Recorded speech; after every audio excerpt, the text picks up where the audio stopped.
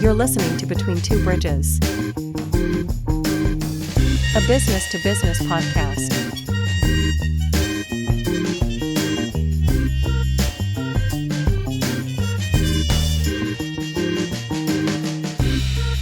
With your hosts, Anthony R. Destiny, Joe Ferrani, and Jerry Kenna. Interviewing entrepreneurs, business operators, and investors. This episode of Between Two Bridges is sponsored by Paymark Payroll. Payday is the most important day to your most important people, and payday is made easy at www.payyourpeople.com.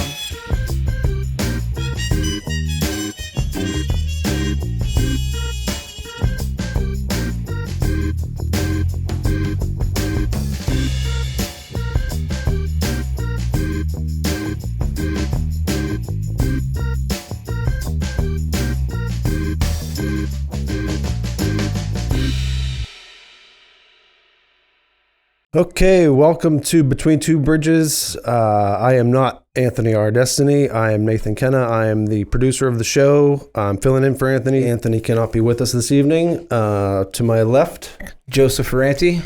And Jerry Kenna. And our guest, the woman of the hour, Amanda Lee.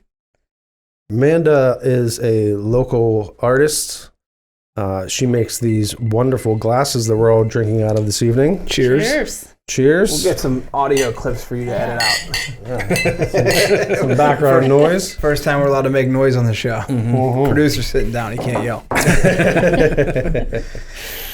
So Amanda had how did you get started? Like, I don't want you to get too excited and jump to the end because it's kind of like it's gone quick, right? It's been a quick time, but yeah. Tell us to when like this idea started. So I was thinking about this today. It's actually been 15 years since I painted my first wine glass. Mm-hmm. And I was, at the time, painting murals in restaurants and homes in Cranberry and bartending.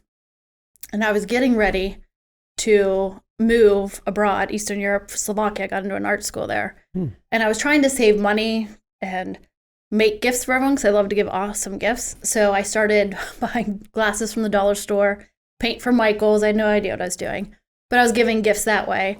And then a lot of my friends and family liked them. So then I started hawking them from behind the bar while I was working.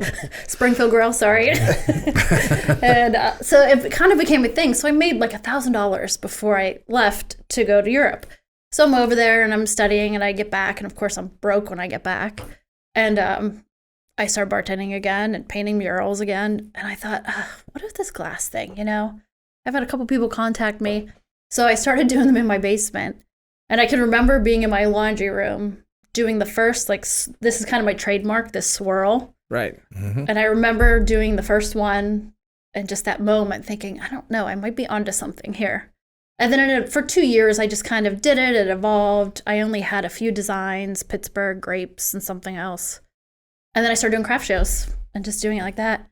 And then I got a lot of big wholesale clients, basket of Pittsburgh, stuff like that.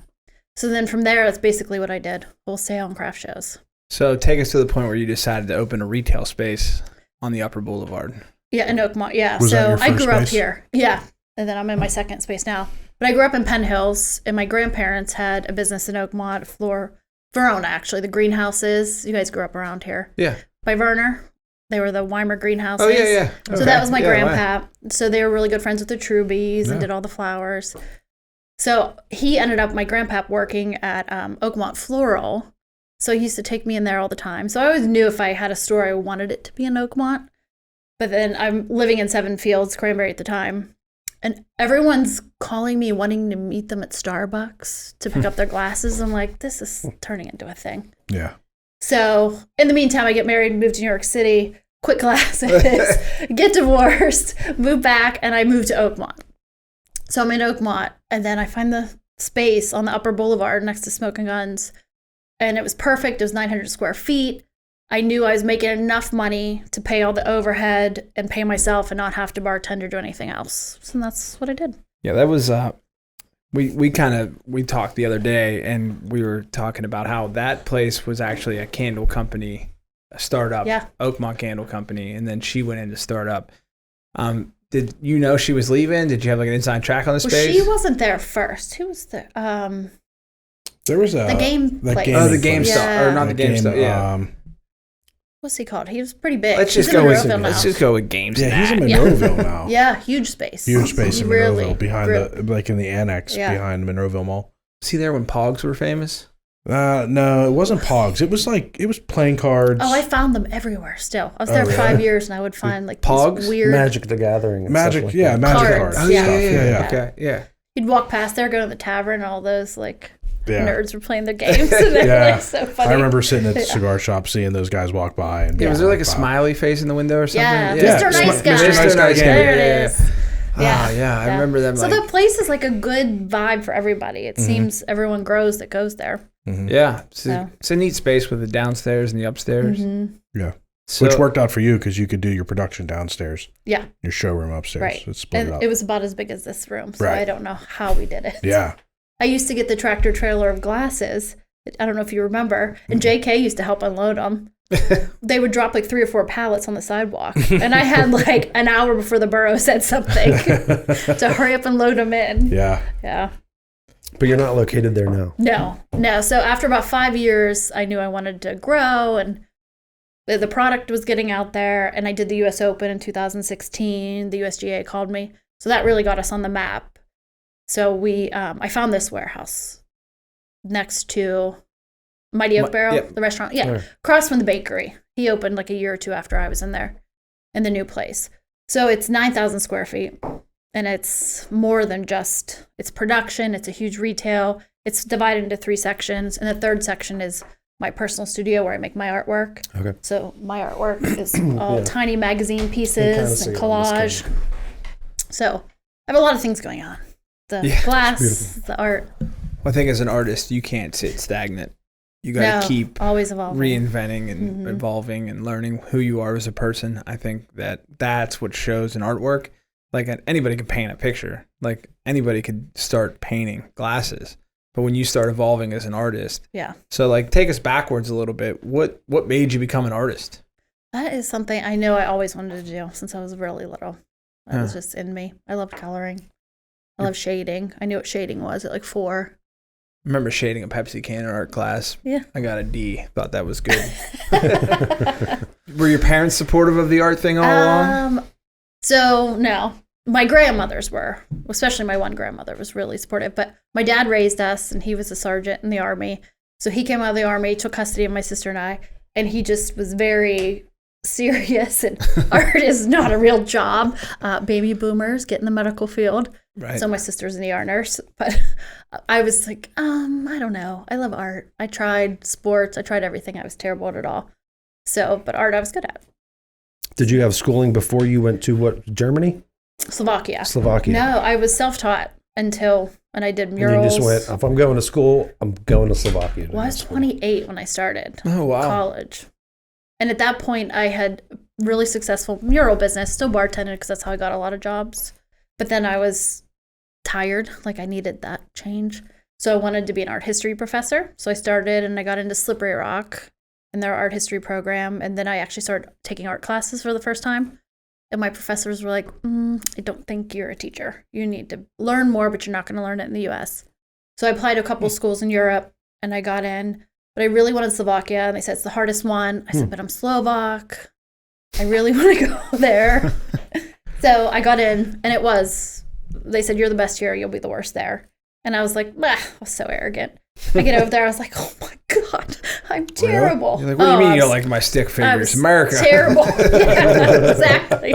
These people were 28 years old too, but they take being an artist like being a doctor. You're in school for 8 or 9 years. Really? So I was finally in an environment where I could learn. And I basically just absorbed when I was there. What was your major? Art, fine art. Fine art. Yeah.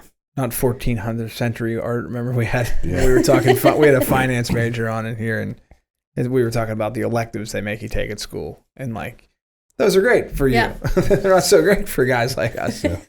But so you were able to do something that I think a lot of artists struggle with, which is take art and make it a successful business. Because I think there's a disconnect for a lot. There is, yeah. You know, I do taxes for a lot of different people. And I do taxes for a lot of people that are very good artists, you know, really crazy things that you wouldn't even think are, but a lot of them have a hard time taking that art and converting it into a successful business to make money. It's a different mindset, I think, too. Yeah. I think I love the idea of being an entrepreneur as much as I like being an artist. And then a lot of artists are introverts, and a lot of entrepreneurs aren't creative. So I think if you can find that fine line, and maybe it's just luck that I have that, but it was also necessity because I moved out at 17 after I graduated and I was on my own. So necessity made me, and I didn't like having a boss. I don't like anyone telling me what to do. So that had a lot of it. Yeah. Yeah, I don't think we've had a guest on our show yet that's been like, I work for this really great guy. Yeah. I love reporting 9 to 5. Yeah. That's kind of a prerequisite to being a business owner or an entrepreneur, not wanting to report to somebody else. Yeah, and that was kind of like our backstory to our episodes here is like we didn't want people to think that like business owner starts painting a glass. Next thing you know, she's a huge success. Like there's a lot of in between. Right. From, 15 years is a long time, Yeah. I mean, there's a lot of problems that have come along the way, and every day it's still evolving and you're figuring it out and you're changing. Yeah. So we talk about some things with people, supply chain issues and stuff like that. During COVID, your business, how did it react to COVID? So COVID, I had to lay off my 2 full-time artists. Right now I have 3 full-time, 2 part-time. I had to lay off, I think it was the second time around when they did the 2 weeks. So after about 4 weeks, I stayed in my house. I did everything they said. And then I was like, oh, okay, now I'm going to lose my business if I not shelter go in place. Yeah. Yeah. So I lived close enough, a mile away. So I started going into work, and thank God for Tiger King. Because that was great. I came up with the glass with the tiger and the blonde mullet, and it just said Carol did it. And I sold so many online. It was insane. But I was the only one painting them. So it got to be a lot. But it saved me to the point where I couldn't even get a grant if I wanted one because my sales were up 20%. So that's wild. It was good. Yeah. We survived. You needed a better accountant. You needed to tank some of that income and hide it. I know. Not that I helped anybody do that. No, we were all on the up and up. Jerry's clients were all like almost on the bridge, ready to jump. Yeah. But so like ever since then you had like obviously you found like a little thing to do, like that was a huge boom for you. But like as far as getting your glass and your paint and stuff like that. That was a big problem. Yeah. Because they weren't making it. My glass factory's in New Jersey. It's American made, but they have a catalog of 100 designs, styles, and they broke it down to 6 because candle companies went up, you probably know, about 800% because everyone was home. They were burning candles. So all they were focused on was making candle jars. Right. So the drinkware really went down, production. So basically whatever was produced was what they were selling. So Why it was changed. Everybody burning candles? Because they're home. Because when people are home, they burn candles. Man. Apparently they weren't my friends because my friends were boozing. Like we were, we were boozing. I know a lot of people that's how they got through it was through buying cases of wine because liquor stores were essential businesses. Yeah. Well, I felt it was essential. Yeah. I do. Yeah. I think it saved a riot or two. like if they would have just been like, all right, no beer, no liquor, no cigs. People would have not complied nearly as long. Absolutely. I agree with that. Did you go to the liquor store when those lines before everything shut down? No. It was like out the door. Went to work. I have a hell of a supply at my house. Ammunition. Yeah. Liquor. Yeah. And I was working on my house at the time. So like I had something to keep me going. Yeah. So I didn't notice it. Like people talk about this stuff and I'm like, I kind of remember the sales dropping, but other than that, like my life didn't change. I still drank my 6 or 7 beers a day, worked on my house, went home, woke up, did it again. Not to the volume we're doing it now, but it was a unique time. I mean, I think that you're similar in age to us. We won't blast you on your age. I mean, being 23 and a successful business owner isn't easy. Thank you. But did you see that coming, like anything like that? Like when, and hopefully we'll never see anything like it again, you know? So, and then I talked to you about the paints. So like that wasn't even COVID related supply issue. That's just an issue. So this has been an issue from the beginning, and I would just buy glass paint that's out there, and I would buy the most expensive brands I could buy. I was buying from France just for the durability, but then they would stop making a certain brand because people didn't want to pay $10 for 2 ounces. So I couldn't get at paint after I made a design, and that's part of your product line. So then eventually, about 5 years ago, I started making my own paint. I just started mixing like 8 different brands, making my own formula, making things better, dishwasher safe, even glitter ones. So I tested it for over 2 years at all my family and friends. Dishwasher, bottom rack. My sister puts bleach in hers. She's like, I'll push it. Wait, in her dishwasher? Yes. Like, just for your stuff or like all the time. She's nuts. But she doesn't care if mine's in there. Yeah. She's the lady that was like wiping. She was probably wiping her vegetables down with bleach when they were coming. My wife was doing that. She had wipes. She was wiping down with Lysol wipes all the groceries and stuff. Everybody was. Remember doing that? That was spraying the bags. Yeah. How silly we were. Not me, man. I was just living life, dude. I just was like, I was so inconvenienced if I forgot. Like, you ever forget something in your shopping list when you go to the store? I'd forget my mask, and I'd get all the way to the door and be like, fuck, forgot my mask. That was like my biggest inconvenience during COVID, having to have that stupid mask. We traveled throughout COVID. Like, did you? Yeah, well, the Keys, we went to Florida where everything's safe. And there wasn't COVID in Florida. COVID didn't live on palm trees. So, like, yeah, to me, I hated it, the business aspect of it. But my personal psychological issue was like, so my business didn't really change. It got busier because we started doing PPP loans, and we helped people with the economic injury disaster loans. And so it turned into, like, not only we were doing books and all the other stuff, but we were also in like crisis mode where we were trying to figure out how much money can we get these businesses. So we did, I think between first and second round PPP loans, I think my office generated $5 million worth of PPP loans for people. That's incredible. Yeah, we partnered up with a bank that helped us just fast track them. Yeah. Because a lot of the big banks were slowing everything down.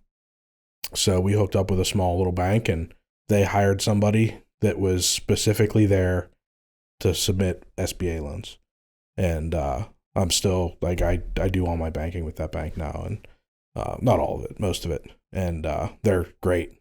And but yeah, so we went into like overdrive. Yeah. So that's awesome. He would just call me and be like, hey, if I can get you like 62,000 towards your payroll, like, you signed it. I'm like, yep, I'm in. It was wild too, because I was talking to a guy that works for one of the bigger banks in town that's a customer of mine, and he had called me when the first round of PPP came up. He was like, hey, because I banked with them, he was like, we can do some paperwork, we can get you this money. And I was like, oh, I already got it. He's like, wait, what? I'm like, yeah, it's already in the bank. I'm dealing with someone else. Yeah. So I've been trying to get out of there for a while, but we're working on it. I had a guy call, was referred from a client that was with Citizens Bank, and he was trying for like weeks. Couldn't get Citizens to get the deal done. He's like, I don't know. I'm afraid they're going to run out of money. I don't know what to do. He reached out to me, and I'm like, all right, I'm going to send you some paperwork. I need you to fill it out, send it back. He's like, okay. He's like, I told him, I said, we charge. This is what the fee is, but if we can't get it done because they run out of money or whatever, whatever, we won't charge you. Okay. Got all the paperwork, sent it into my bank. 20 minutes later, I had an approval from the SBA. Sent him the approval number, and he's like, is this a scam? And I'm like, nah, it's your approval number. I said, your promissory note, you'll have your promissory note in 30 minutes or so. And he's like, I don't know how you did this. And I'm like, I'm dealing with a bank that doesn't have all the bullshit red tape that these huge banks have. And he's like, and it was $100,000 PPP loan, but 20 minutes he had it. But that saved probably so many businesses needed it. Yeah. Because there's nothing they could do. Yeah. You couldn't. Yeah, it brought out a unique entrepreneur in a lot of people. Like, you had a pivot. You started making a very popular product. We had a local business owner that had a restaurant that was selling produce. Yeah. I've got some produce from the pub. Yeah, I give Jerry $18 watermelons. I give Jerry a lot of credit for like him helping me out in business, but I'm telling you, during that certain gentleman was like, if the government wants a circus, we'll give them a circus. So I started selling flowers on McKnight Road. I wish I'd have known about your glasses. We could have set up a table. Because I was an essential business. Yeah. Dry cleaning and laundry. I mean, at the first 3 days I wasn't, but I wasn't closing. They said shelter in place. I decided I was staying at the cleaners. I had a newborn and a 2-year-old at home. And I was like, if I got to stay anywhere, babe, I love you, but I'm staying at work. Yeah.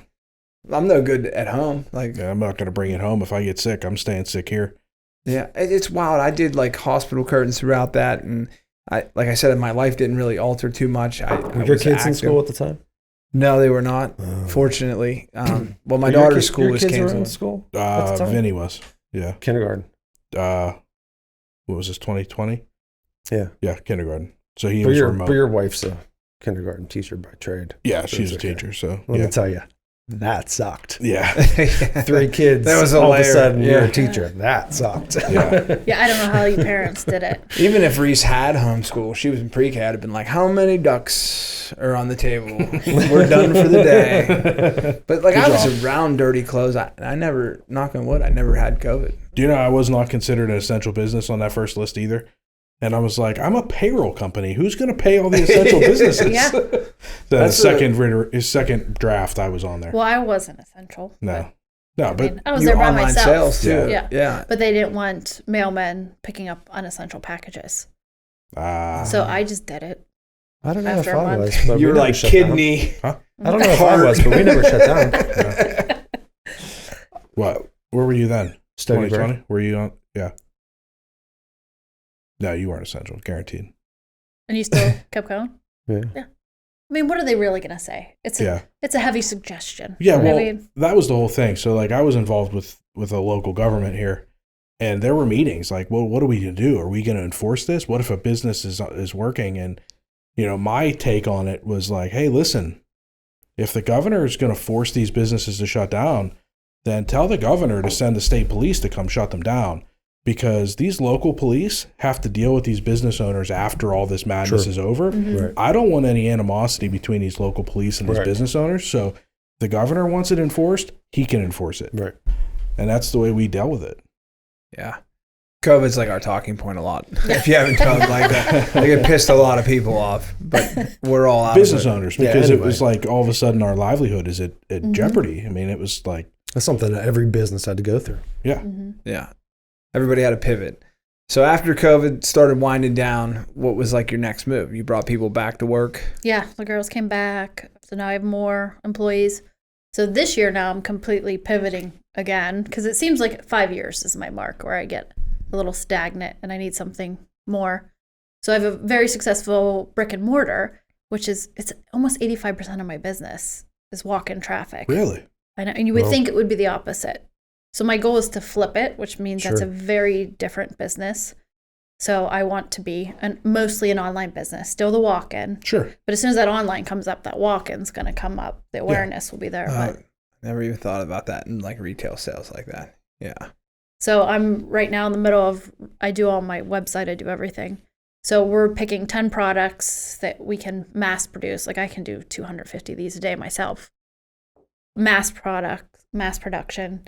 And just push those products For the retail or for their website. Not for wholesale, right. So I've taken the long and hard road. I don't want to wholesale anymore. I pulled out of all of my wholesaling. I only wholesaled a basket of Pittsburgh still because they were my original, and it gets me a lot of business, and it's a huge company. It's been around for 30 years. And then the USGA, of course, when the US Open comes, I'll do it with them. But other than that, Amazon's been after me for 3 years. They want me to sell through them, and that could blow me up immediately. Sure. But I'd lose all control, all packaging, all branding. As you saw when I brought the glasses in, everything's paint splattered. Yeah. The boxes that are shipped, the bags they come in. So when you get a package on your porch, it's from us. You can tell it's from us. You lose the personal touch. Yeah. And everything's eventually gone. you'd lose the price because they'd kill the price after. And then they're throwing it around, and it's just. That's the artist in you coming out. Yeah. The business owner's like. There's so much heart behind it. Yeah. Like I don't want it to just be some cheap product that we, well, make there's money something, off of. They're handmade, and they're clearly handmade because they're all a little different. Yeah. And there's depending on something. how much wine I've had. Yeah. So the artists that you have working for you, do they all do the exact same? No, they all do something different. Like I do Steel City. Danica, one of my artists, she's been with me 8 years. She'll paint in the gold sometimes. Mostly I do it. She has her whole collection she does, like the beach, the golf. And then Caitlin does a lot of the animals, like the kitschy fun, like Easter bunnies and one-offs that we do for the holidays. Bigfoot was a big one I saw there. Bigfoot's cool. Yeah. He's really awesome. So it's pretty similar to this, but it's like a forest scene, and then they just stick Bigfoot in random places. Yeah, with some trees. I love it. Yeah. These are definitely so sorry. The landmark glasses aren't as cool as these. Well, no, and I should have done them with your logo. That's all right. This is more Between Two Bridges. Yeah, this is the Between Two Bridges. That's what I said. These are mainstays. Like I might just Sharpie marker my name on the back. So I get my own. And see if I can't wear this paint off. Like you tried them in the dishwasher. Try them. But what about an extreme drinker just constantly? Extreme drinker. Let's try it. Let's see. So you also said to me that you incubate your artists. Like you're not, they're employees to you. And yes, they're making you revenue. But your goal is not to keep them there forever. You're allowing them to do things. Right. So that's the heart of the company, I guess you would say, is that everyone that works for me, you have to want to be an artist professionally. And I'm there to guide you and help you start your own business. Like Caitlin is a very successful furry. She's been with me 8 years. Danny just opened a studio in New Ken. She's been with me 8 years. She's an incredible fine artist. She tried to join the Army when I was at my old store, and I said, sit down. She was afraid of her own shadow. I love you, Danny. But I said, if you could do anything in the world, what would you do? She's like, I really want to be an artist. I said, well, what the heck? She goes, well, my parents said it's not a real job. I'm like, where do they think your paycheck comes from? Yeah. Like I've had to talk to all of their parents. Really? Talk about full circle. You're an Army brat. I know. Your dad is going to listen to this if he does and be like, I thought I raised her better than that. He was wonderful. When I moved into my new space, he built everything. He was great. He was so supportive. I mean, he would be in my studio before I got there, drinking bourbon in the corner. I wouldn't even turn the lights on yet. I'm like, what are you doing sitting in the dark drinking bourbon, Dad? He's like, I'm waiting for you to get here so we can get to work. I'm like, what the hell? With one of your glasses? Always. I'm just saying, you're talking people out of the armed forces. It's like, the armed forces gave you everything you had. It's not for everybody. She's afraid of her own shadow. True. Maybe the art was the better way to go. Although, like, She's the old school phenomenal, planes too. were so badass when they would paint the shark teeth on the front. Yeah. So, like, maybe she would have painted some badass planes. Maybe.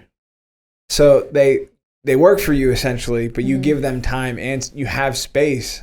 And yeah, they have free access to the studio. Our newest artist is Erica. She's a graduate of Clarion Art School.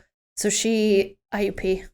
And she started about 6 months ago. So after you're there a year, I'll let you have an art show there for free. I don't take any commissions. So she can have an art show, sell her paintings. So that's one of the perks. And I just teach them skills. Business skills, people skills, because a lot of them, Danny and Kate, the first 5 years they worked there, really didn't wait on people. And these generations, I come from bartending, waitressing, and I believe that teaches you everything you need to know in life and how to read people. Yeah. right. And I wanted them to learn that. And at first they were like, oh, I don't want to do it. But now they're amazing with people. They're like mini me's, run around, they can take care of everyone. That's great. And that this is such good life skills to have. Yeah. And they're going to fly the nest soon, and it'll be heartbreaking. But that's what I want. That's part of what I was saying earlier, and that's part of what help you bridge the gap between artist and business owner is being able to communicate with people and being able to take that art and monetize it, because you have to be able to monetize it, or else it's right. Or you're making your parents correct. And Right. You're a broke artist and you're graffitiing the 32nd Street Bridge. Exactly. You're going to end up with it's a poor starving artist. We don't say that ever. Yeah, I mean that's not allowed to be said in our store. Yeah, it's good. Yeah, we don't believe in that, and That's a cool concept. I didn't realize you did that down there. You see more of that now with like the galleys, the restaurant galleys, like the Federal Street Galley. That's kind of that idea where they let the restaurant concepts and they help them like kind of harbor it. They're starters. That's kind of what you're doing. Yeah, that's awesome. Yeah, that's cool. Yeah, I think society as a whole after COVID has kind of got that patriotic bond a little bit. Like we got out of it, and you're not looking as people as your competitor as much. You're looking to try to like, how can we just all be better? Better people. Entrepreneurs are like that. Not society. I'm sorry, I said society. Yeah. Society sucks. But like business owners as a whole are like, well, what could we do to like kind of help you along? We kind of started this to like. We have like 11 listeners, so I feel bad. I feel bad saying that we're trying to like promote businesses and people, but we're going to work at it. Yeah. We're not going to quit. We're going to go until we have 110. We actually have 12 more than that. 12.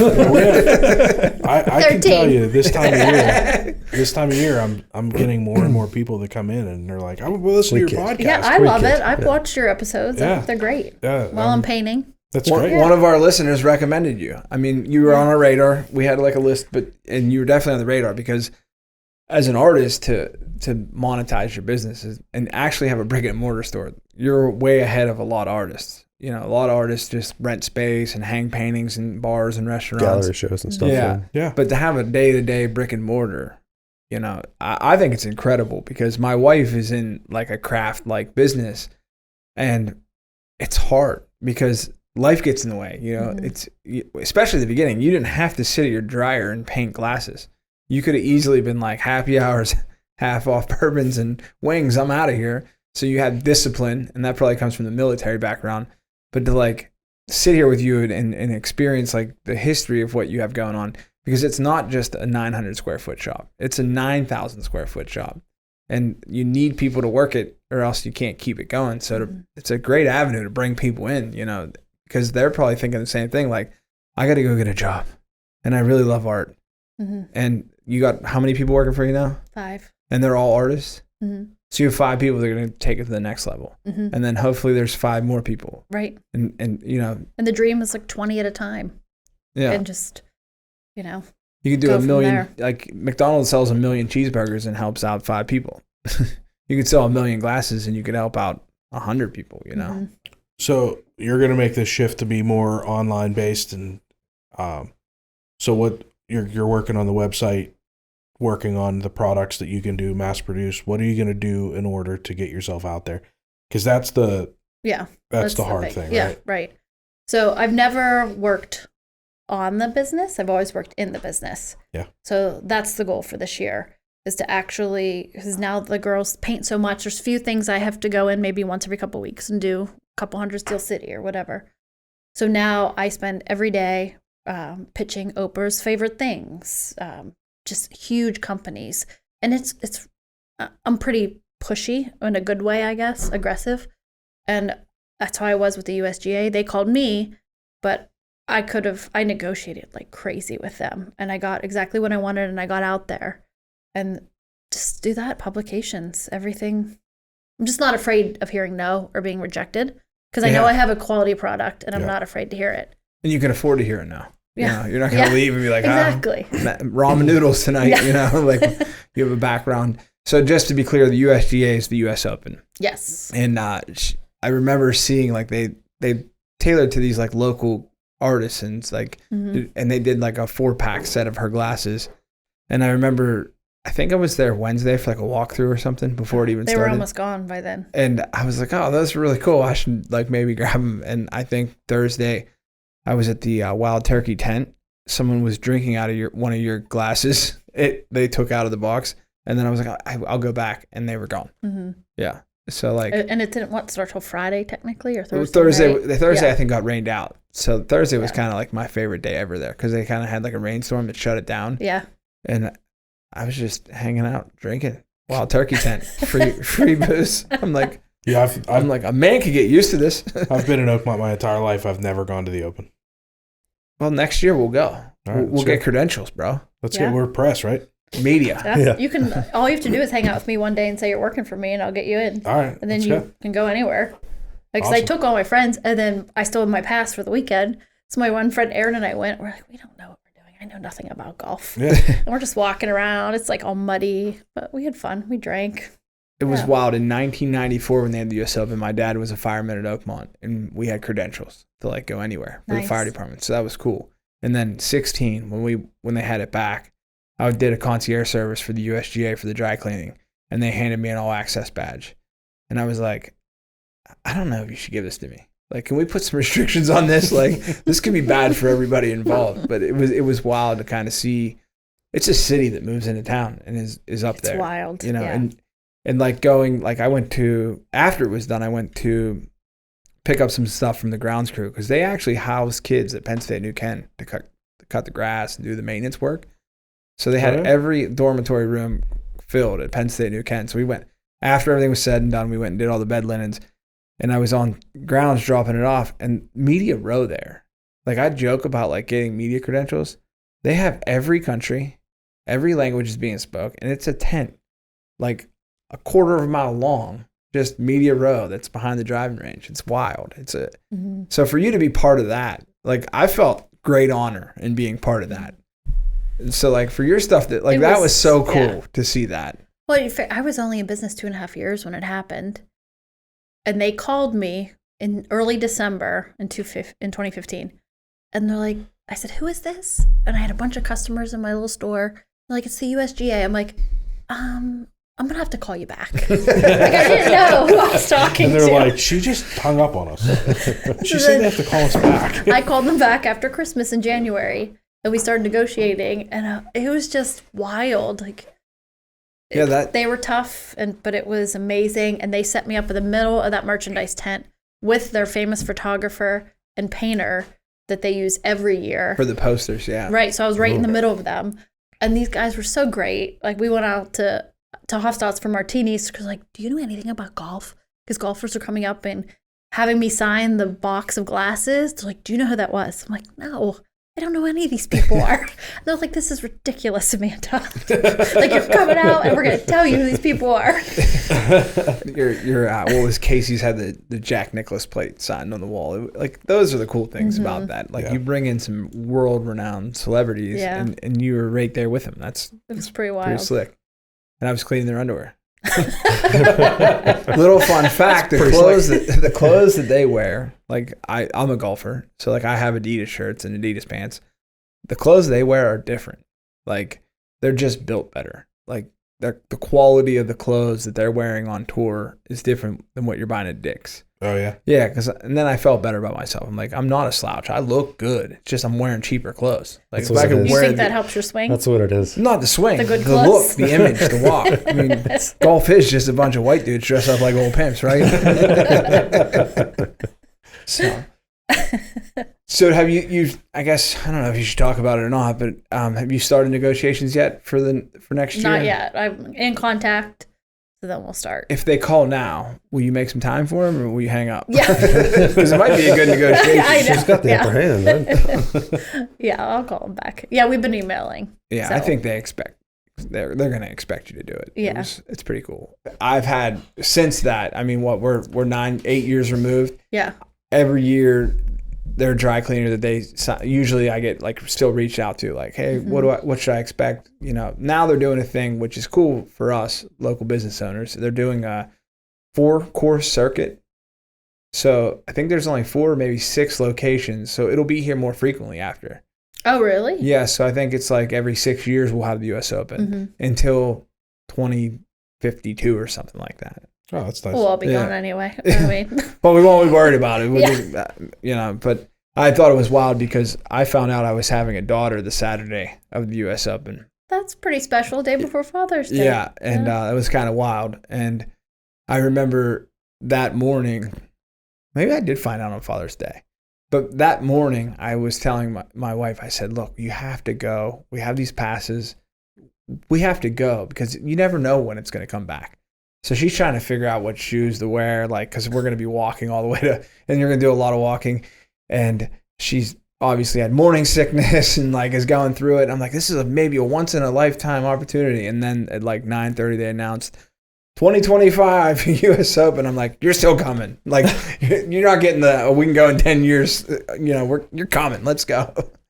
But it's neat. It's neat so cool when you walk up on that platform. Like, I don't understand how they build that. Have they started already? No, they won't start. Actually, they build it all in like literally 3 or 4 weeks. Oh, really? Yeah. I mean, the course will be open to members and guests for up until like a month before. And then they'll just come in. It's like the craziest circus you've ever seen. So you're talking about like the grandstands and everything? When you just walk up the steps and it's flat and it's just looking over. It's like this enormous overlook over the country club. It's unbelievable. And they have like glass windows in some of those, like going down 18 fairway. We got to get you there, buddy. Yeah, I can't wait to see it. You're like excited right now. I am. Let's go. So they changed the town around. Like you'll see a lot of impact in your neighborhood up on top of the hill. Yeah, see, I didn't have my house until right after the Open. So I bought my house in October of 16. So I'm just trying to think. In 16, the Uber drop-off was like 10th Street School area. Oh, shit. Oh, really? Yeah, because you weren't allowed to be dropped off. I don't think you were allowed to be. You're not like gate dropped off. You have to walk over. So we tried. To do a parking. So parking's a nightmare, right? Mm-hmm. So me and a friend of mine decided we're gonna try to get in on this, right? So, do you know where Charlie O's used to be up on Coxcomb Hill? Mm-hmm. Yeah. So it was a vacant building. It was for sale from some owner in Florida. So we called them and said, hey, listen, the U.S. Open's coming. We'll pay you, I don't even remember how much it was, for that weekend. We want to park cars in that lot. And they're like, okay, you need to get an insurance policy that names us. We don't care. We're like, okay. We called Aaron at ABC Transit. Aaron gave us a shuttle and a driver every day. And we stood in that parking lot every day during the Open and parked 3 cars. But we had it, and I did a lot of banking at S&T Bank at the time. So I called the manager at S&T Bank. I'm like, Jess, the drop off, the gate was right there. I'm like, I'm going to have my shuttle drive and turn around at S&T. Are you okay with that? They're going to drive around the bank, in and out. Mm-hmm. And she's like, yeah, I'm good. She's like, tell me what the van looks like. And there was a piece of paper in there. She's like, I just want to make sure I know, whatever. So it was like the perfect place to park because you could park. There was a free shuttle that took you right to the gate, turned around at S&T Bank and came back. It was perfect. We parked 3 cars. I wish I would have known that. Yeah. Because I was in the vendor parking, but it was all water. It was all mud. Yeah. So there'd be like 5 spots left by the time I got there. Yeah. And then they would just throw me around, and you couldn't walk at that point. It was just too much. And that's part of the thing where like that becomes an issue, not with the USGA. That's a Homeland Security issue. Mm. Like people were pissed off about the parking permit parking above, I think, 7th Street. Yeah. People are like, well, it's my house, it's my property, anybody can park here. I never thought about that. They're like, no. It's not us. It's a Homeland Security. Mm-hmm. Yeah, I'm moving. I'm parking this U-Haul full of C4 and I'm blowing up a quarter block during the biggest event of the year. Yeah, I never thought about it that way. You see them here for about a year beforehand. Do you notice that? Yeah. The guys running around town. Really? Like they just be jogging and they're not Oakmont people. You knew exactly who they were. They're doing a lot of recon. There's a lot of them. Watch, in the next 6 months, you'll see them. And Oakmont Police Department got a couple new cars. Like they get new cars that time of year. That's what they got the motorcycle. I think the USGA paid for that.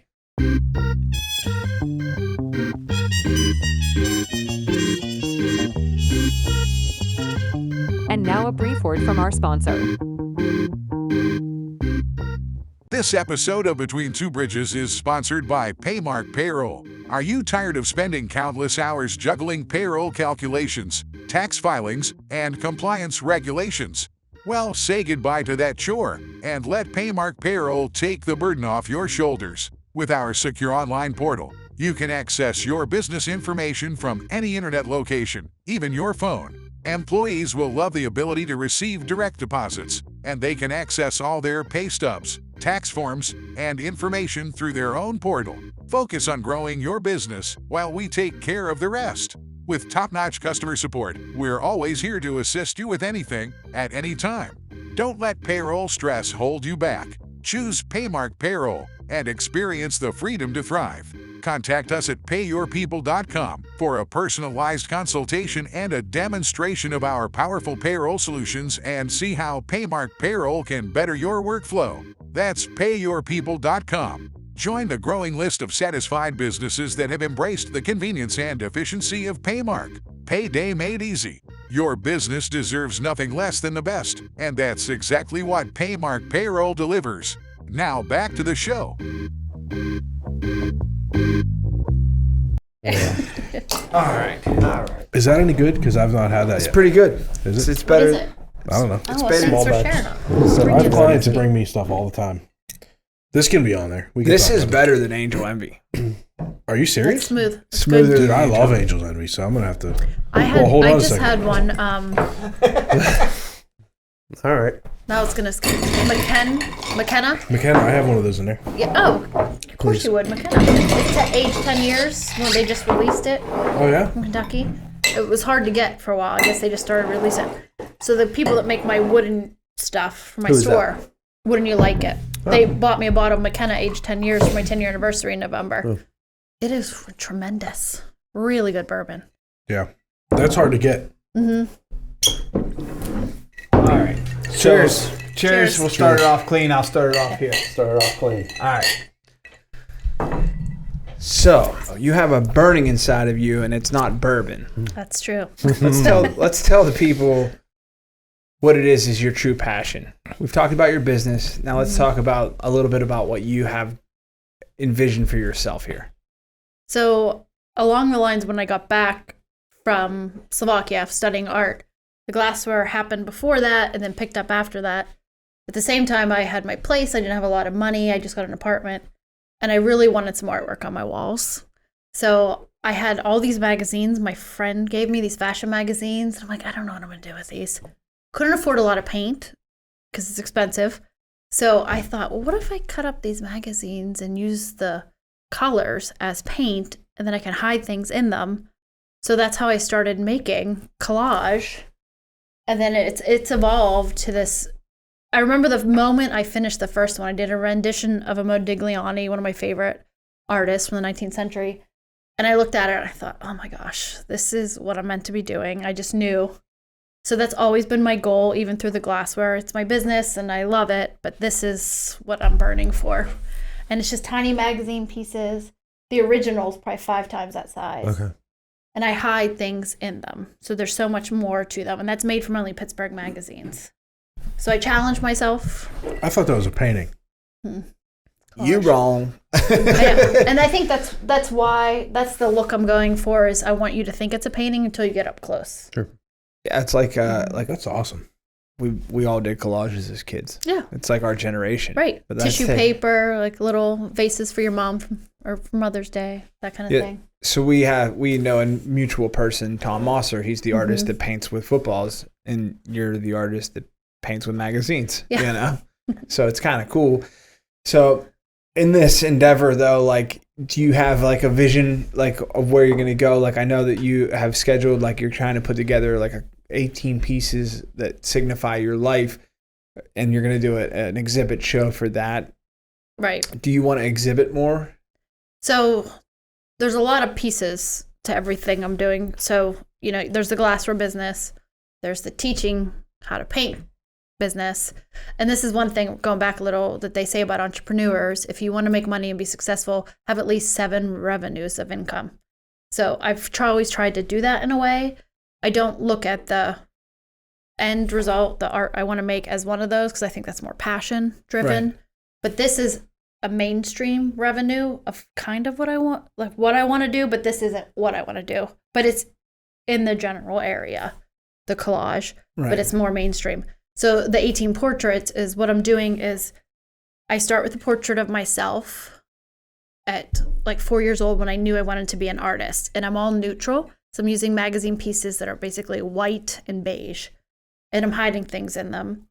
And to explain this, is I've always had a sixth sense, if you will, about energies and people, and I relate energies and color to certain people, especially that I grew up with or in my life. So I'm neutral here because I haven't been influenced yet. So this fits perfectly on my new space too. It's wild because they're each a 5-foot portrait, and every one of them fit exactly perfectly in the layout. So it's me at 4, and it's almost done. It's all neutral. Then there's 16 people in between. And then when I'm done with those 16 people, it's going to be me at the end now, all the colors, as I've been influenced. So starting neutral, and then all the colors. So the Roy G. Biv, for those of you at Sort home. of, yeah. And the 16 like people are people that have influenced you? Yeah, or? like my parents, like my Okay. dad's army green. And like my mom's this yellow color, probably because this is interesting because I feel like she was like the sun. We looked up to her, but she didn't really raise us, but she was always kind of around, out of state, or come around once in a while. And so it's like I couldn't get close enough to her. So it's interesting how these colors, I see these people. My ex-husband's black, dark times. So that would be more of a museum exhibit that would travel to New York, Philly. I wanted to start here, obviously, because it's perfectly in that space. Maybe the Carnegie, and then just go from there. Because I feel like I'm really on to something with this. Do you want to travel with it? Like, I guess that's how that would Yeah, work, oh, yeah. right? So how does that work? How do you Like, do you just call the museum and say, "Hey, I have"? Jerry. Oh, okay. I'm getting right into and I don't want a Cross that bridge representative. when you get to it. So that's where I'm always navigating my own path. So I don't want an art representative. Yeah. Just gonna do it on my own. Yeah. You make it, figure it out. and it will be cool, and then we'll come. Yeah. Yeah. I think with like Tom, he has like a sport art agency that he kind of works for. So he's commissioned to do pieces for different places. It's not like someone was at a bar and saw his artwork and was like, this is so cool. And I'm sure you put it in front of someone. And that's what I'm going to have to do is put it in front of museums, handle the rejection if I get it, you know, which I'm sure I will a lot. But I'm not afraid of that because it's just, I need to make it for my own self and my soul. And usually art like that's made from the soul, the best. It gets out there anyway. So I'm not worried about how it's going to get out there. I know it's going to get out there. It's like, it's so cool to kind of hear you talk like this because our lives in business are a lot of X, Y, Z. You know, you do X, you get Y, you make Z. But in your business, it's like, all right, I need X and Y, and I'm not really concerned about Z at this point. Like, it's like we all say, don't do it for the money. But like with what you're doing, it's a passion. And like, as a business owner, I'm always looking to like, all right, if I do this for the next 10 years, then maybe I can go fishing. You know? And I don't even really like fishing that much. It's just the concept of being fishing, you know? So for you, it's a passion all day, every day, kind of burning, you know, which is really, really cool. It's like. So you're doing something every day that you love. It's a passion. I do love it. Yeah. Even the glasses, honestly, when I go in and 15 years in, 12 years into it, like crazy, there's days I have to, like today I was doing these new wildflower mugs. And I'm the only one doing them. The design was a little intense, and I shouldn't have done it. And we did a limited order, but it's a lot. And then the days like today, I'm like, I still don't hate it. Like, there's nothing to really hate about it, but it's a lot. It gets tedious, the same thing over and over. But I still love it because I'm in an environment that's so creative and productive, and all of the girls that work there, we're all working together in a creative environment. And then it's an open studio, so when customers come in to shop, we had customers come in yesterday from Myrtle Beach. They're like, we order online all the time. We never got to come to the store. And they bought artwork and they were so excited. And, you know, it's just every day those experiences with customers are great too. Yeah, that's like incredible to think. Like, because I guess when you grow up somewhere, you're like, we're just Oakmont. I grew up in Penn Hills. Wow. It's not even close. I was saying this before. I said, you know, we've had 3 women guest business owners. I knew that was coming and up. 2 of them are from Penn Hills. Oh, really? So don't sleep on Penn Hills. But well, they made us tough. Yeah, you think about like just Oakmont, like growing up around here, you're like, yeah, we're just Western PA, you know. But like, this is bigger than that. You have people all around the world buying your product. Mm-hmm. What's the furthest location you ever shipped to?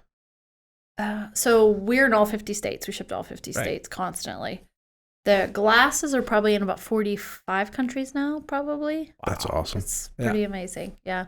So I know we were talking about like your passion, your art, but in her shop, she has a wall of fame. So like people will post pictures on Instagram. That's awesome. It's pretty cool. We get them printed, and it's just awesome. Yeah, I'm still like, it's 3-4 days since I've been there, and I'm still like, man, that's just like a big operation. It's just huge. I guess we should have shot this there. No. You had enough space. So with the magazines, do you just like collect magazines all the time? So we love donations of magazines because that's something that's kind of going out of print, which is a little bit scary. Yeah. But when I lived in New York City, I would go to these warehouses of guys that would sell them on eBay, and I would just fill up my truck and just buy as many as I could of vintage, Vogues, whatever. So that kind of stuff is a treasure. I do order a lot of magazines on eBay. Like right now I'm working on 4 Beatles pieces. They're all 5-foot portraits too. I got sidetracked from my 18 portraits. And each one is all like Paul hidden inside of Paul. So you can't tell. It looks like a painting, but it's all little images of him. And his lyrics, like his face is all his music notes and his lyrics, the songs he wrote in his handwriting. I got ordered all these magazines on eBay. They're from the 80s. And if these collectors knew, they come so pristine that I was just going to cut it off. I don't know. She is the original Spider-Man in that painting right there. So you don't do you're doing any magazine, not just Pittsburgh magazines, but these are just Pittsburgh magazines. Yeah, the Pittsburgh prints. It's just Pittsburgh. Basically, the Pittsburgh pieces. Yeah, I have about 3 Pittsburgh pieces I've done. I'm working on an inclined one right now. Yeah. How long does it take to do one of those? I bet it's a lot. So this is so weird. Like some of them, that might have been a week. Oh, really? Some of them I can do in a day. It just depends on my COVID. I was a monster. I was just home. I loved it. I don't want to say I'd take another COVID, but I loved being home for a month, just drinking wine and making art. Because that's all I did. So obviously you sketch it out by hand, right? Yeah. And then you can't start gluing on the first piece. You have to like lay it all out. Sort of. Some of them I have a bit of a plan. Like this one, there's some pictures of my Steel City whiskey glass, this glass, that was in Pittsburgh Magazine, hidden in the stars. So I had found some things because I was published in that magazine to hide in there. And I knew I wanted Warhol in the water. Oh, I see him. So certain things I hide and know where I want to go. Like the details are at the end. I always hide things in my design. Most times people don't see them, but they're for me. But they're for you. Yeah. Exactly. And when somebody does see them, it's like, hey, Isn't that satisfying? you're good people. I know you got my hidden thing. Yeah. Exactly. He's been working on some stuff for me, and I think the one I liked it before I even realized that there was a hanger as the roof of the house. I'm like, how about that? and you see it all over the world. It's like anybody thinks they could be a marketer. Anybody thinks they could be an artist.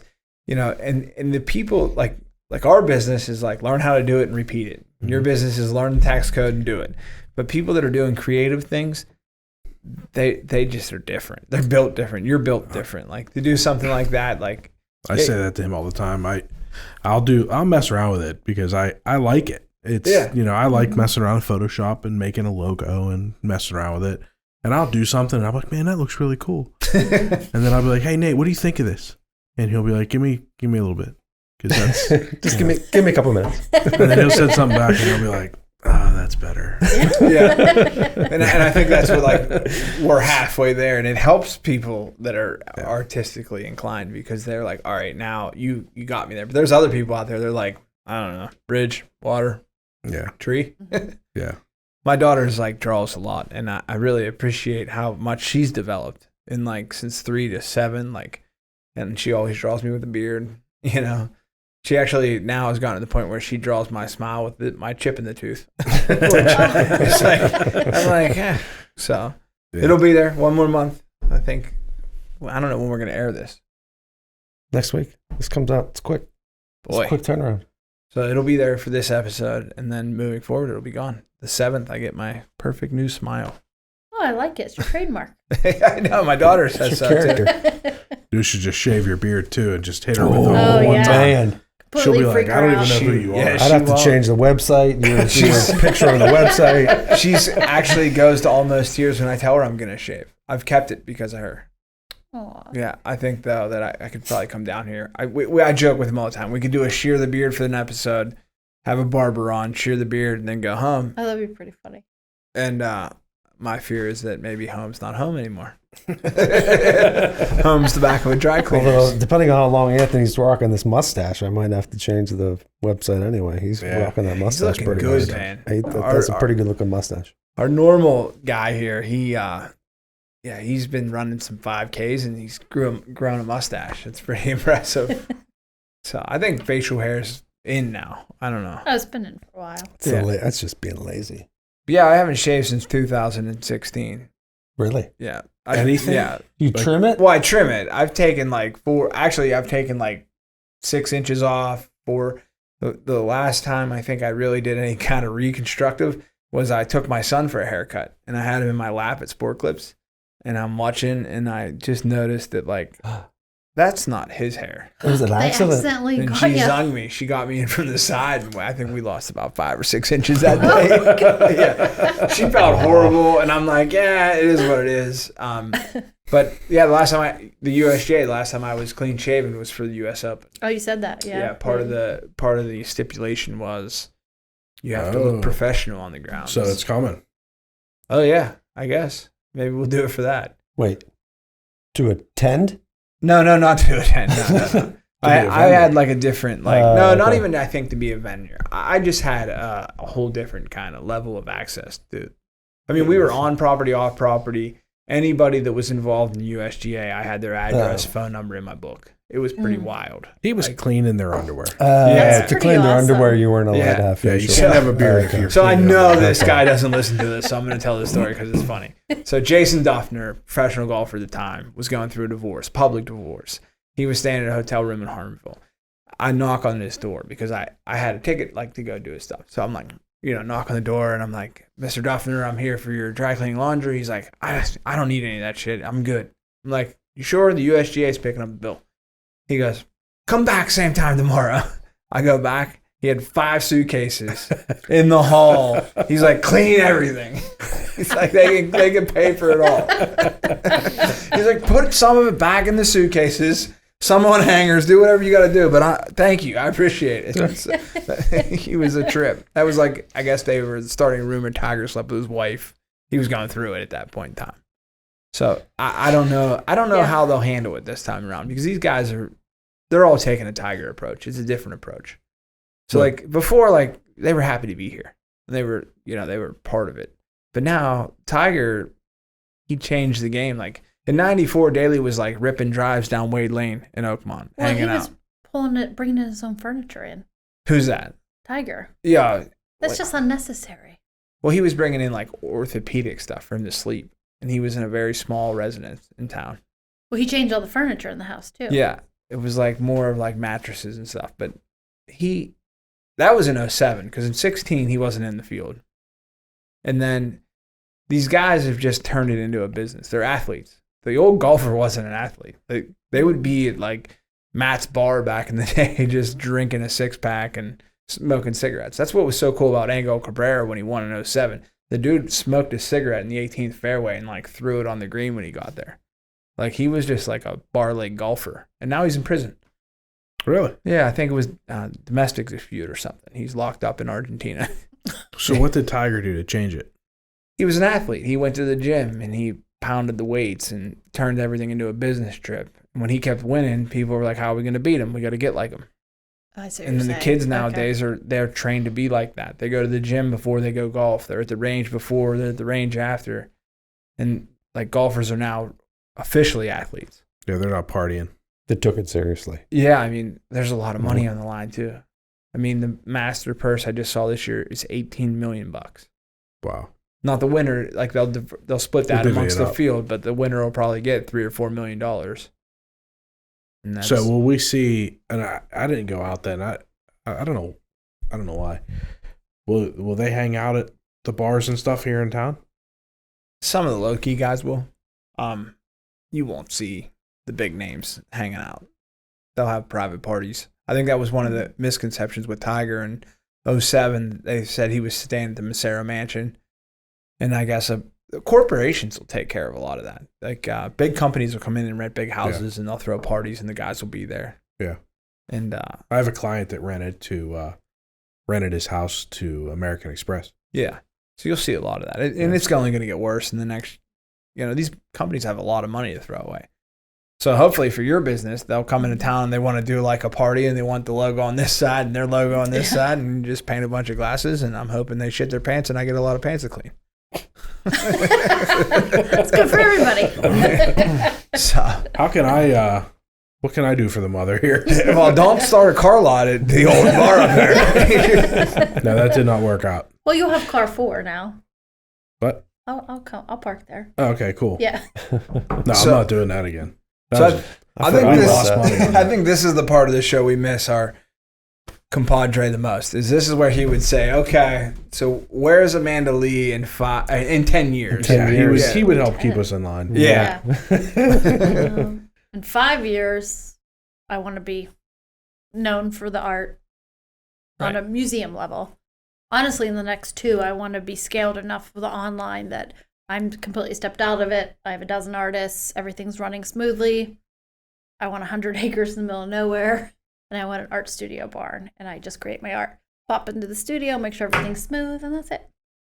Yeah, that's awesome. Dream. It's funny because once you step away from it, you're not going to care as much about it. It's just when you're there every day, it's like, I feel the same way with the dry cleaners. Like if I'm not there every day, the product's going to sacrifice.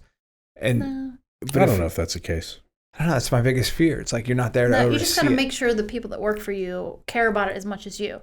And I'm giving them so many opportunities, and it's good. I pay them very well. Like there's so much more that they're getting than just a job. Yeah, so I hope that they care enough, and they do. I think they do because they interact with the customers too. You're offering them such a unique benefit.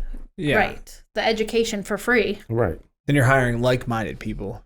Yes. I think in our businesses, if we want to step away and take away from like our interaction in it, we have to divvy up some ownership.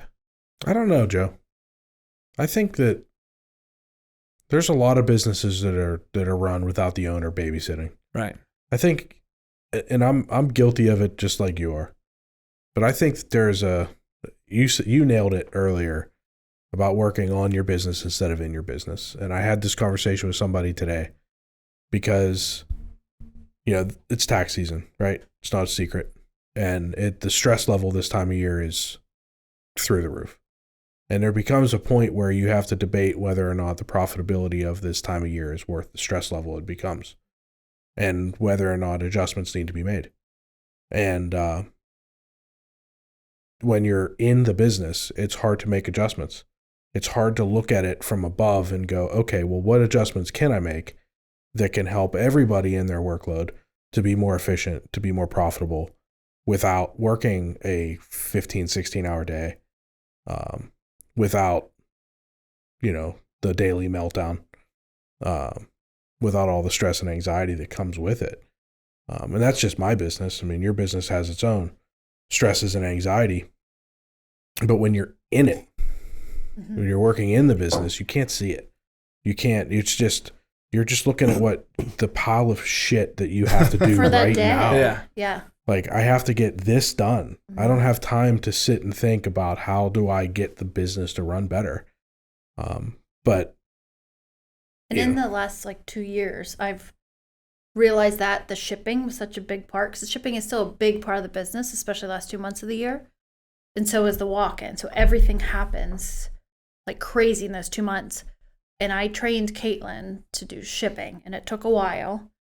And last Christmas was my Christmas where I could breathe. I didn't have to ship. And I can remember every Christmas before that, I'm working 80 hours a week. I'm painting, I'm dealing with customers, I'm answering the phone, and I'm shipping. And then trying to beat the mailman getting there so he didn't have to come back 3 times to fill up his truck.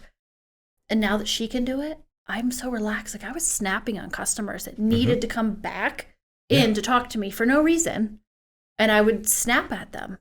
And that's when I realized, okay, something's got to change. What do I need to change?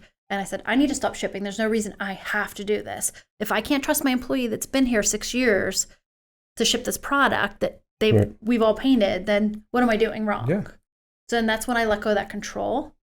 Because then 100%. I'm a happier person. Yeah. Everybody is, really. You snapping at customers, that affects your customer service. And, I'm sitting down with a customer and I'm stressed out, so I'm not really in a good mood, which makes it more tense when I'm sitting there trying to do their taxes. So I'm trying to not be a ball of nerves in front of somebody, but I'm trying to do a tax return while I'm thinking about the laundry list of other things that I have to do. And, and trying not to rush through something and make a mistake. And, there's so much other shit that you have to think about, but that's all stuff that happens when you're too busy working in your business instead of on it. And it's something that I've been struggling, and I know all my clients struggle with it. And it's something that is so hard to do, is to take that step from being an employee in your business to being the CEO of your business. And learning how to run it and say, okay, I trust these people. And then in my business in particular, and I think my business is a little bit unique because a lot of my clients are here because of me.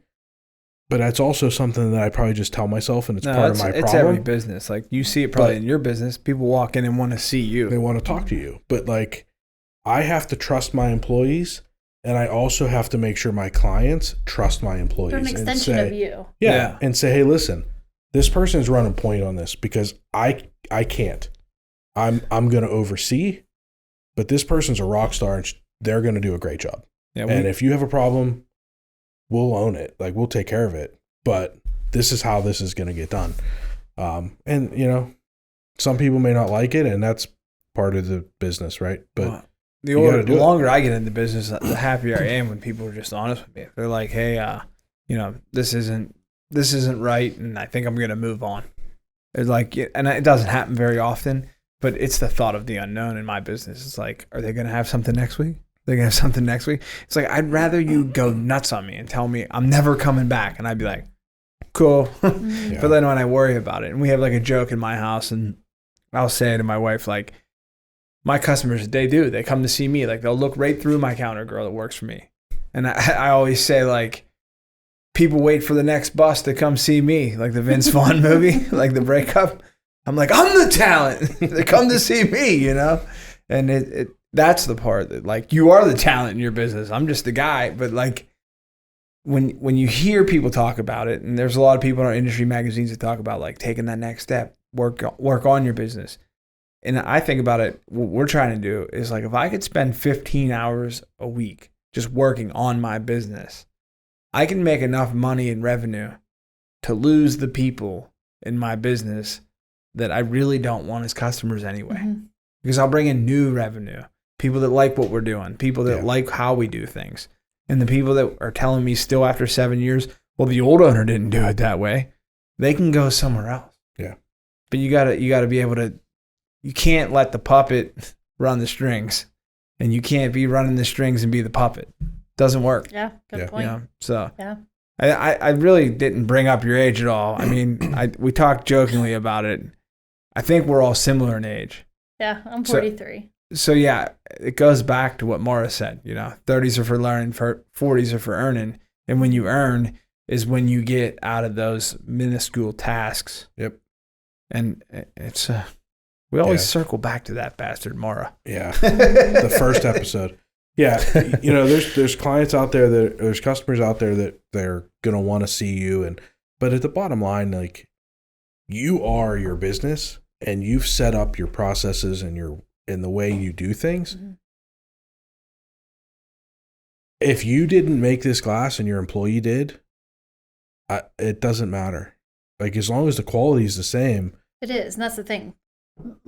Danny could do this, no problem. Right. I still do this because it's kind of my baby. It's my first one. And it's kind of like a weird thing for me. But it's a passion. I want to do these. Yeah, but that's because you want to do them. Right, but I don't have to. Right. And, you know, I had a conversation with a client today that might listen to this, and he's a good client, that, hey, listen, I'm behind, and I'm going to have Jenna run point on this year. And, you know, she's awesome, and she's going to take care of this, and it's going to be great. And I'm going to review it, and I'm going to be available if she has questions. But she's going to run point on this because I'm behind, and I don't want you to have to wait for me. And he's like, I'm all in on that. I'm good. Yeah. Like, we're good. And if you introduce your employees, and that's what I've been trying to do more and more, the girls are on my website, what their kind of art they like to do is, and I throw them any artwork like murals or paintings from customers that I can give them with no commission, that your customers get to know them as well as you, and then you're a team. Yep. So then they're happy to just have a part of the team. Yep. That starts with you. Because it's still your team, and it's still your product and your I quality. oversee everything, and like your you business, said. And it's still it's what they came for, because you're still going to know that when I pick up that glass, it's still going to be the same quality glass that Amanda always gave me. I don't care who did it, because I know that Amanda's going to stand behind it, and it's going to be right anyway. And sign it eventually. Make a stamp. And for my business, you know, if my employees make a mistake, I'm not going to go to the client, well, this person made this mistake. It's on me. Mm-hmm. I own the company. It's on me. If you have a failure, it's on you. You're not going to throw an employee under the bus. That's not, hey, it's part of the deal. Like, that's what we do here. That's my favorite part of this podcast, is because, like, I feel like I know myself better than anyone, right? But as you get a couple business owners in a room, you start talking these things through, and you're like, yeah, I have a lot of flaws. I'm just realizing this right now. I'm realizing this, that I used to have employees. I don't have employees anymore. I'm a perfectionist. I'm a control freak. And I need to seek therapy with Chrissy Joy. I am now. I'm coming to grips with the fact that I would, even a task, I would break down the exact way that task could be done the most efficiently. And I would demand that it be done that way. And if it wasn't done that way, even if it had the same outcome, it wasn't done the most efficiently way that I saw fit. So this is interesting. Finish this thought, and I have a really And so it wasn't right. And in graphic design and art, so I have to do it. Just let me do it. I'm going to do it. If it's packaging, I'm going to do it. Just let me do it. And so now it's just me. And I'm okay with that. But you can't scale that. You can't scale that. I don't need to. I'm happy. Yeah. But I'm happy. Well, so this is something I've struggled with a lot. And it's taken me probably 6 or 7 years into the business to realize to let go of that control, because every employee is a different personality. Sure. They have their different way of creating and doing things. So Danny, one artist, is very similar to me. We work the same. She can freehand anything I do exactly the same as me. Yeah. She's my mini-me there. Kate runs production. Now, Kate does things that I look at. I'm like, well, that doesn't make sense, because she needs every glass lined up when it's being weighted to fire. She'll have to organize them. She'll take 7 minutes to organize them. My mind is saying, that's a waste of 7 minutes. Mm-hmm. But it gives her such satisfaction. It makes her happier and her environment happier. And it's taken me a long time to realize, let her go. Yeah. Because she needs that to produce well. Yeah. So, Yeah. It's hard. It's very hard. Yeah, it's hard. Yeah, you have to just, as long as they're getting to the same outcome. Yes. And the same quality. Right. Give them freedom. You have to give them the freedom to make that decision. And I went to a conference one time. It was a real estate conference, but a real estate investor conference, but it's applicable. And he was talking about his employees, and a lot of times you have an employee that's constantly saying, well, what do I do? How do I do this? What would you do? Here's the situation. How would you handle it? How he handled it is, and it's a problem that I have. Like my employees, my door's always open unless I'm on a call or whatever. But, they can always come in and ask questions, but sometimes it's like, you feel like that's something that you could have worked that out. Mm-hmm. You could have figured this out. And I want you to learn to figure this out. And his suggestion was, don't answer them. Say, what do you think? And listen to what they said. And even if they were 80% there, yep, do that.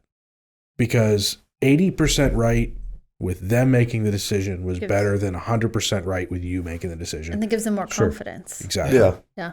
Yeah. I just want the boss's approval at some point, right? Yeah. I've been removing myself incrementally.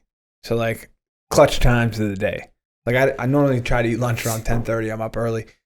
But like now, like noon, I'm like, I got to go somewhere. And I've learned to like I used to explain to them where I'm going. Like I got to go to the bank. I got to go get a haircut. I got to go do this. Now I'm like, I'm sneaking out. Mm-hmm. Because the more I feel comfortable with them getting through that end of the day, because our end of the day is important, like everything that's got to be done, I feel better that like they can handle it. But like, man, is it tough when you've built something? Mm-hmm. Like you've built something. It's your baby. You've built something. Yeah.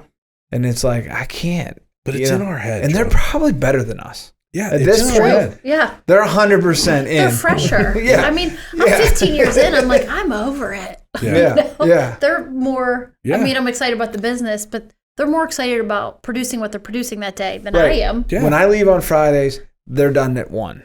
When I'm there on Fridays, they're there till 2:30. So like, they're better without me. I was always guilty of, though, if someone else was working, I was working just as hard, if not harder. Yeah, but I think I think that becomes bullshit at a point. I think at some point, certainly should be, but that's just the way my mentality always was. At some point after 5 years in business, your job is to get the work. Your job's not to certainly help them work. Sure. Because without the work, they're sunk. Mm-hmm. Yeah. And with the work, I think if they need you, they'll call you. That's the way I was in all my jobs. If I was the manager, I was still doing the employees' jobs with them. I think after like 5 To years a in fault. business, you've proved to people that you've outworked everybody. Yeah, that's a problem. Like what you're saying about like being afraid to leave, it's all in our head. Yeah. Like we'll plan a week vacation. I'm a big like long weekend guy because I panic about week-long vacations. Like, I can't leave. I'd rather have a couple short. Yeah. That's why I get hammered on vacation. But I'll Nothing go I can do about it then. Yeah, but I'll get a family vacation and go away with family or whatever, and it's a week long, and I'm panicking for 2 weeks before because I don't know how I'm going to get all this work done. I can't leave until all this work's done. I don't know what I'm going to do. What's going to happen while I'm gone? And then, like, the first day I'm away, I'm calling the office. What's going on? Nothing. Did anybody call today? Yeah, a couple things. Took care of it. Okay. Nothing. Do you need me? Do you need anything? No. The next day. No, we're good. And then you realize by like Wednesday, what the hell was I worried about? Yeah. Like then you finally relax. Yeah. But the people that are working here have been working here for years. Like they know the clients, they know what's going on. And if a client calls and it's something they can't handle, he'll be here next week. Yeah. Oh, okay. And it's not that long. In your head, it seems so long. It seems so long. And I'm so guilty of this. And I'm going to be honest, and this is why this is the year I'm wanting to pivot my business. Last January, I had to have a major surgery where I was out for almost 2 months. Oh. And I was like, how am I going to do this? I don't know what to do. And it was Christmas led up to it. And then there was nothing I could do because I was in Christmas season. So then I was just thrown into having to be off for 2 months. And everything, and I went in after 2.5 weeks like a lunatic, and I couldn't walk. And they're like, "What are you doing here?" I'm like, "You're right, everything's fine." And then I took the time I needed to heal, and it was just like, "Wow, okay, everything can run on its own." And then that's what made me realize I need to change the business. I don't need to be painting 300 glasses a day. That's absurd. Yeah. I've been doing it for too long. Yep. And I could just be selling them. Yeah. Right. Yeah. Yeah, I guess you need other business owners to like talk it out. Yes. It's not something we get to do often. You guys do. Right. Yeah, we do. This is 100% of what we're doing here. Mm-hmm. My employees are like family. Your people are like family. Your people are family and like family. So what happens is, I think it's the little things. Like if my daughter has a play at school, no one's calling off that day. They know they're coming for me. So if I had to have surgery, I always think I can't be replaced.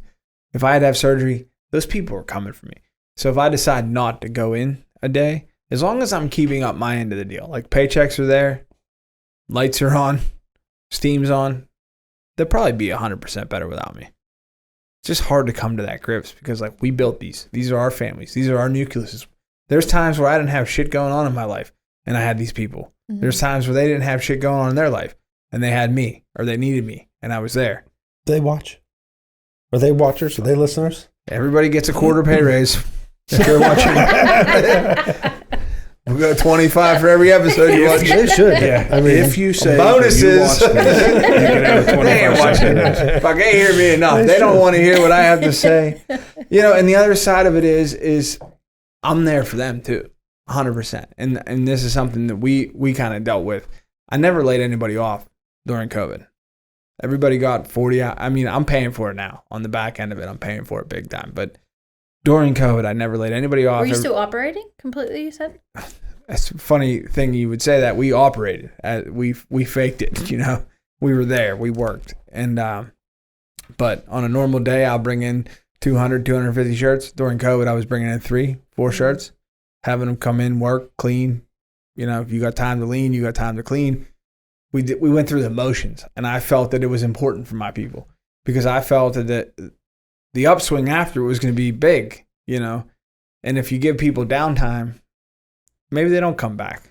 When I was worried about that, because they're artists and they got paid to be off and paid well, you know, and they got to make their own art and they loved it. Yeah. And like I loved it for myself, but they were very happy to come back. Kate's like, when can I come back? When can I come back? I'm like, really? Because you're sitting at home making art. I was very worried about that. You made a good environment for them to be in, an environment they wanted to be in. Because I was very worried I was going to be by myself painting Tiger King glasses forever. You're like, what's the next murder doc series? What's Netflix coming up with? But yeah, I think that, I just think that being a good person is kind of what the basis is. And like I've never heard anybody, there's a lot of businesses in this town that people have opinions about the owner. But you're in this town too, and I've never heard anybody There's never been. You're not on anybody's. They don't call me a wino. Come on. Well, maybe they don't say it to me because they feel like it would hurt my feelings too. Yeah. They're not telling the drunkard that you're a wino. Let's just put it that way. But there's been a lot of good people in this town that did a lot of good things in business that had a lot of good drinks. Yeah. But I've never heard anything bad. Yeah. So Well, thanks. you're killing it out there. At this point, we really need our destiny. I was hoping he'd walk in to kind of bring it all together. Fuck you. Says the other artist in the room. So you fire these? These have to be fired? Yeah, they're fired. And they're brush applied? Is it with the brush?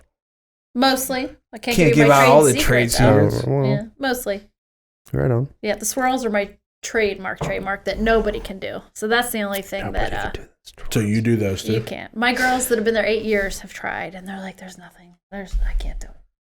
That's awesome. You're like the tattoo artist of drinkware. Ooh, I like that. Yeah. I like that I can always see a glass and know.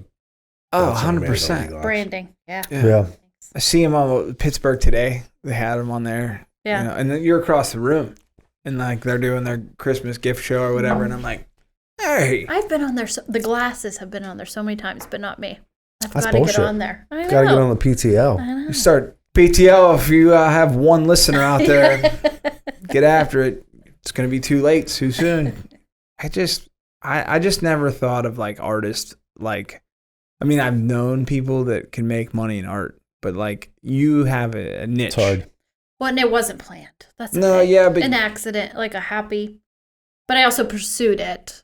But it was nothing. If you would have told me this yeah, but 17 years ago, It's I'm like, hard. what You are got to get a talking niche. about? I gave up on it years ago. I Are went you- into art in the service of commercialism. I did. I gave up on it years ago. I used to try to sell art, and I'm like, fuck that.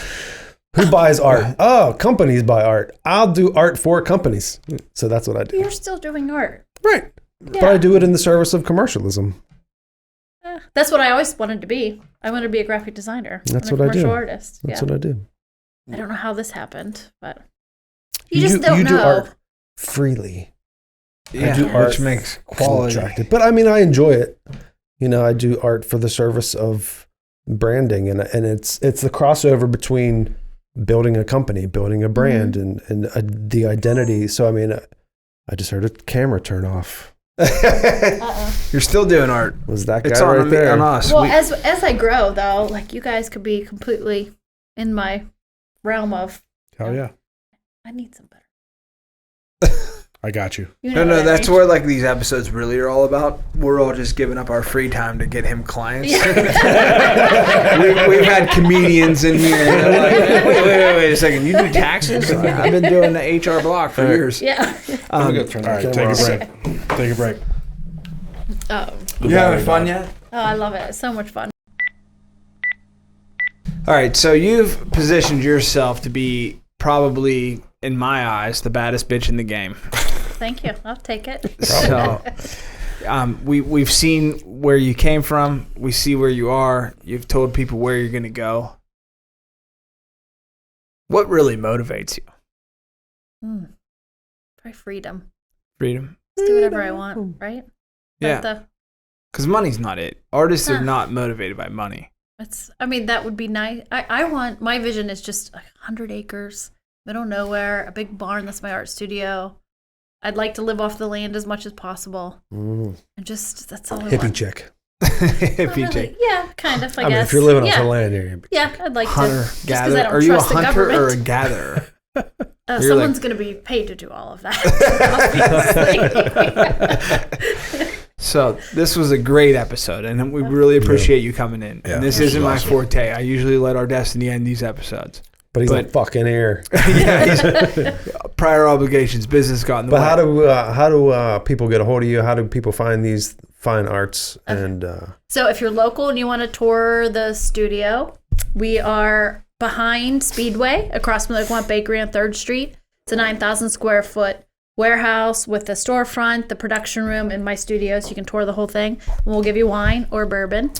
They will, or beer. They had beer when I was I there. had beer when you were there. And then the website is AmandaLeeGlassware.com. You can order online if you're out of state. You can do Insta or anything like that? Facebook or Instagram? Amanda Lee Glassware, Instagram, Facebook. What's the motto again? Campaigning with love and maybe a little wine or bourbon. Or bourbon. I love it. Yeah, this was great episode. I appreciate talking business with you guys. Yeah, it's this great. is awesome. Thanks, Good for Amanda. the soul. Yeah. Therapy for the soul for a business owner. I love Cheers. it. Cheers. Cheers. Mine's gone. Cheers. Nice. Thank you for listening to Between Two Bridges, a business-to-business podcast. Find and follow us on your preferred podcast streaming platform. Like and subscribe, and leave us a rating and review. You can join us socially on Facebook, Instagram, TikTok, and Twitter. Yes, we still call it Twitter. You can email the show at info@betweentwobridgespodcast.com. Until next time, make it till you rake it.